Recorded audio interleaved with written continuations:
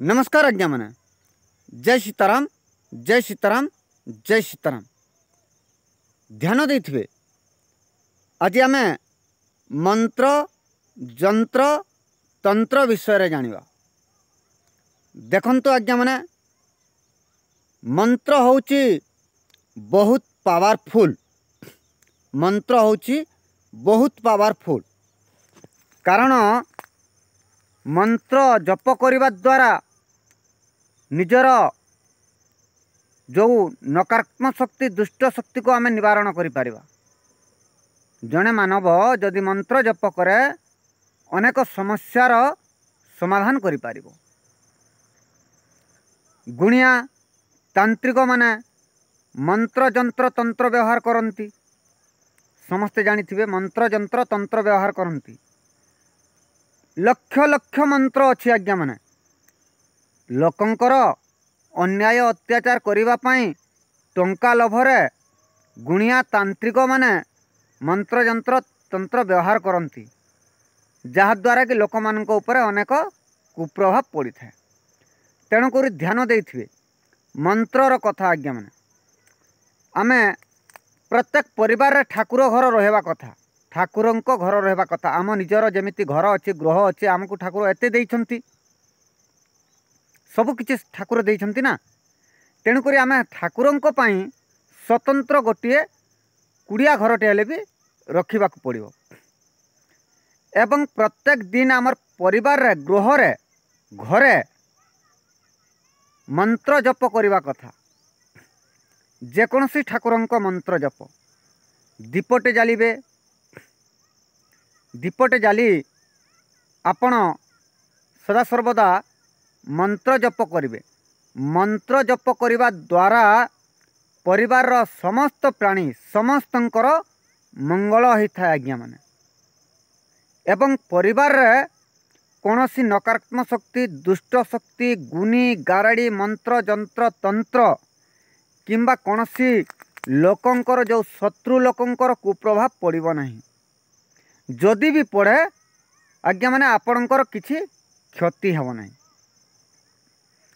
तेणुक आम ठाकुरंक घरे जदि आम दीपटे जाली प्रत्येक दिन जदि आम मंत्र जप करवा, मंत्र होची पावरफुल बहुत पावरफुल आज्ञा माने।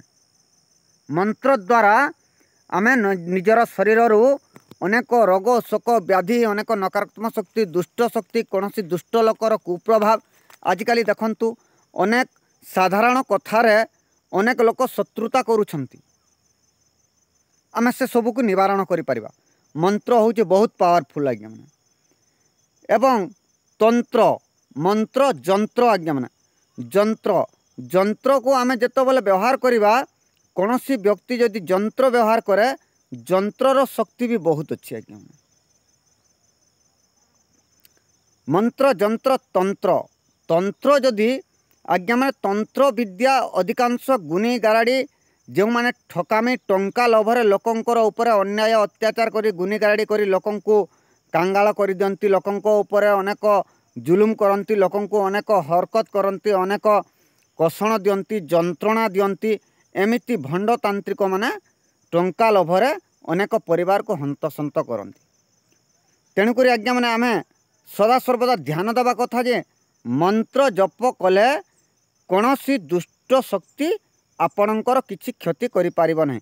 एवं विश्व कल्याण जगत कल्याण पई आपणकर घरे जदि प्रत्येक दिन मंत्र ध्वनि करूछंती ठाकुर घरे किछि समय बाहर करी अनेक संकटरू मुक्ति पाइबे आज्ञा माने। एवं लोक मानकर जो कुविचार कुप्रभाव आपणक पाखरे पहुँची पारिबो नहीं।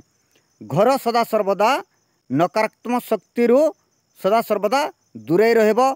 निजर परिवार रे भल एनर्जी सदा सर्वदा आपणकर गृह रे परिवार रे अशांति दूर हेबो।